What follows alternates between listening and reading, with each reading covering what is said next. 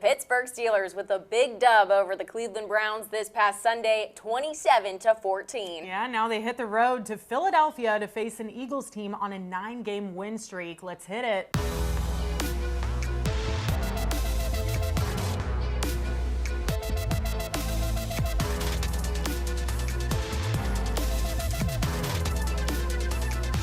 What's up, everybody, and welcome back to Every Blade of Grass with Cole and Cass alongside Cassidy Wood. I'm Suzie Cole, and it's week 15 of the NFL season, episode 15. Can't believe we're already here, Cass.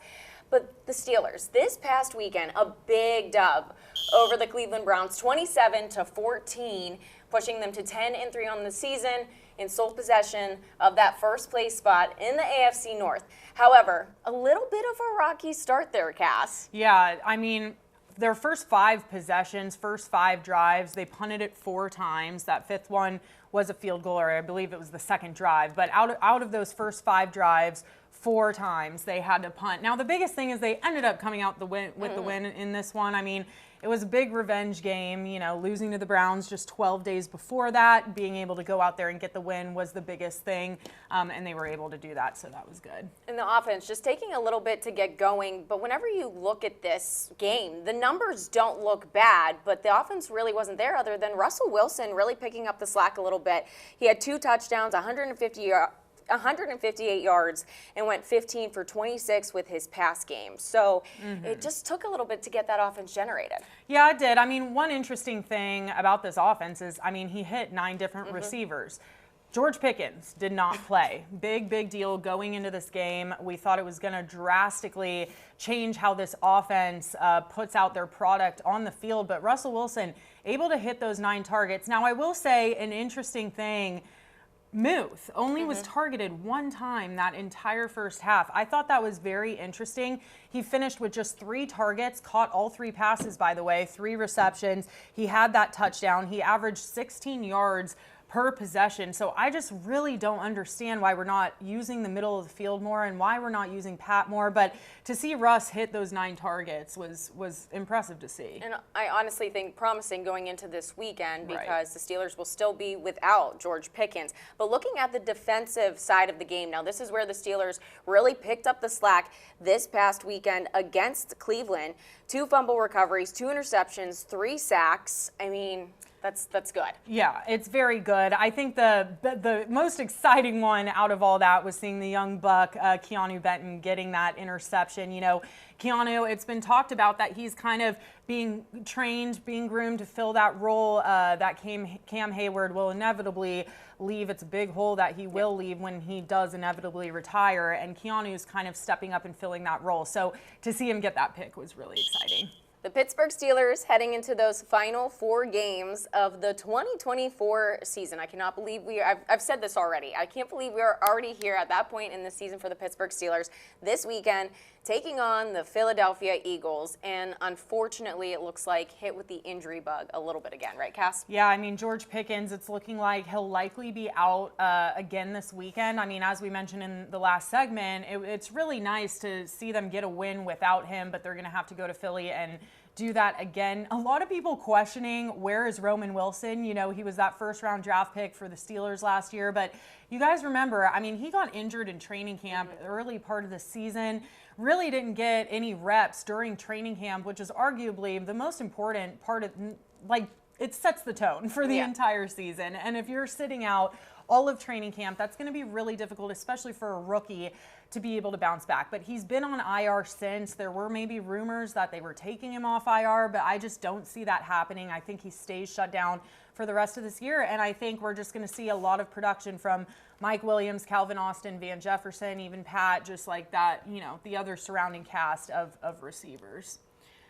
With 4 games left, though. Yes. Playoffs are on the forefront of everybody. Yes, on the horizon, at the forefront of everybody's minds here in Pittsburgh for our Steelers. So let's go over some playoff scenarios, specifically looking at the game this weekend against the Philadelphia Eagles.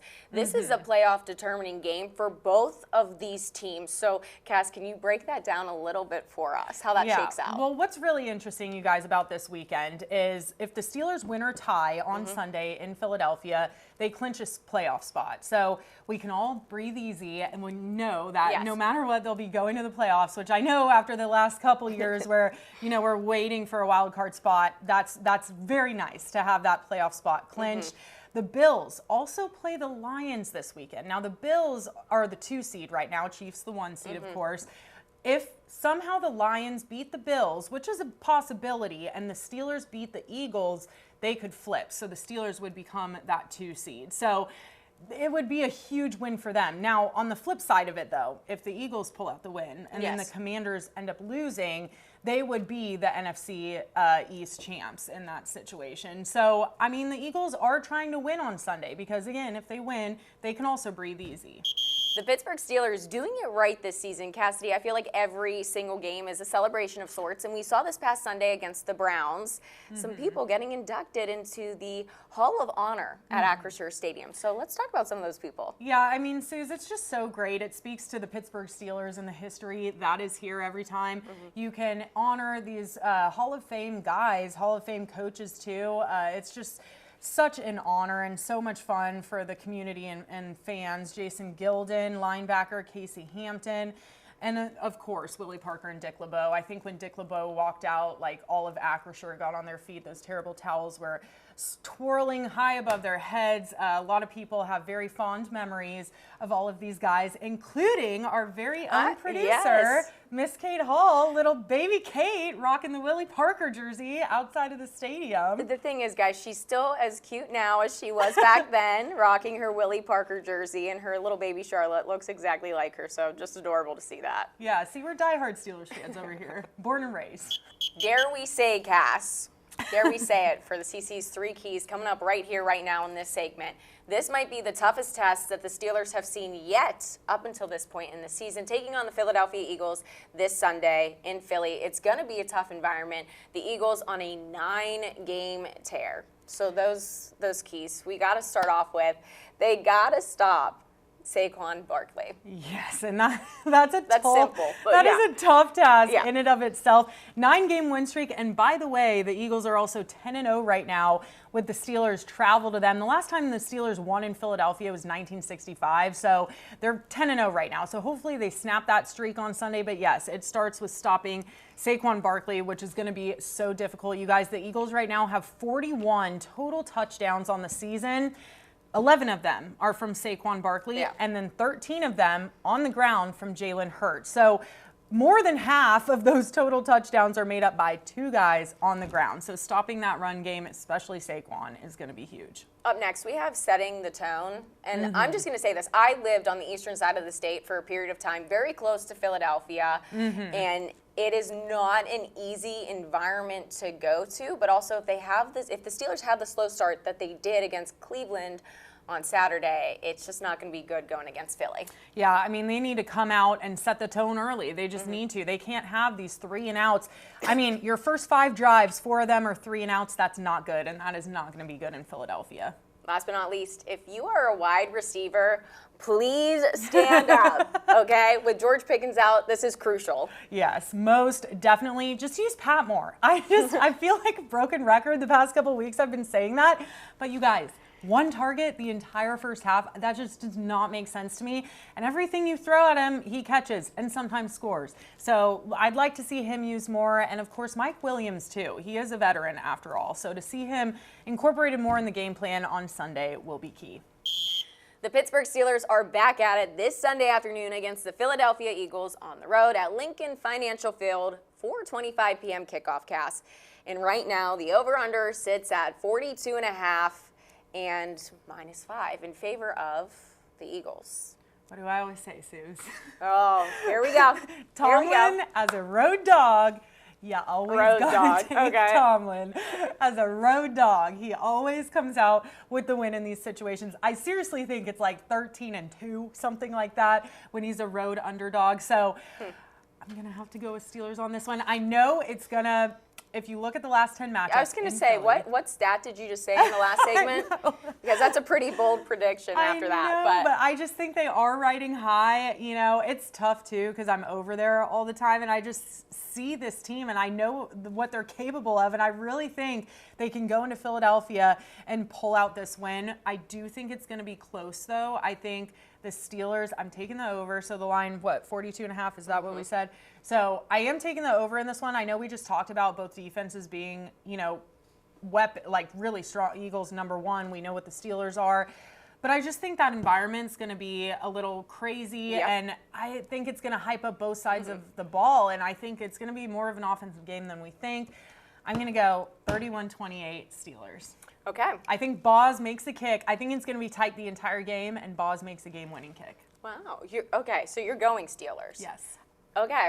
Well, all you Steelers fans back home, you're going to be upset with me. I am picking the Philadelphia Eagles. I mentioned before earlier in the show, I lived on that side of the state. It's just brutal out there. Yeah. It is a different environment, a different city out there in Philly. Those fans are harsh. That environment is tough to come into. And with the possibility of them taking the NFC East, I mean, they're not going to want to lose this game against the Steelers, and they have a 10-game streak against them right now at home. They don't want that to end. Now, the one thing that the Steelers do have in favor of them right now is Russell Wilson is 6-0 against Philadelphia. So that's an interesting stat to throw out there. But I am in favor of the Philadelphia Eagles going over 24-20. Close game. Game. Either way, we Close expect game. a close game. Yes. And I think all eyes will be on this one because I think it's just going to be very close and very exciting. Two of the best teams really in the NFL going head-to-head. Well, not just that, but also the playoff implications that are on the line for both. Right, you know? we're down in the home stretch, guys. Home 4 stretch. games left, So, okay. Are you ready? It's time for our touchdown scores. I love this that we don't tell, this is the one thing that we don't tell each other every week, okay? Yeah. You ready? Yeah. 3, 2, 1. Najee Mike Harris. Williams. Okay. Okay. I think they're both good picks. Yeah. I think they're both good picks. I think I'm a little hopeful with mine, but I do hope to see him more incorporated in the game plan, and I think he gets in the end zone this week. I'm picking Harris just because of the pass defense that the Eagles are putting up. It's #2 in the NFL right now, so giving it to Harris on the run might be a little more likely of a situation to see him in the end zone. However, you never know. You never Maybe know. Justin Fields gets in. Yeah. Oh, there she goes. She had to say it. She says it once a stinking show. Justin Fields, he's going to have a package sometime during the game on Sunday. Pittsburgh Steelers taking on the Philadelphia Eagles, 4:25 on the road at Lincoln Financial Field. Watch along with us. Tweet at us. Leave your comments or predictions below, and we'll see you next time, everybody. Yeah, see you next week.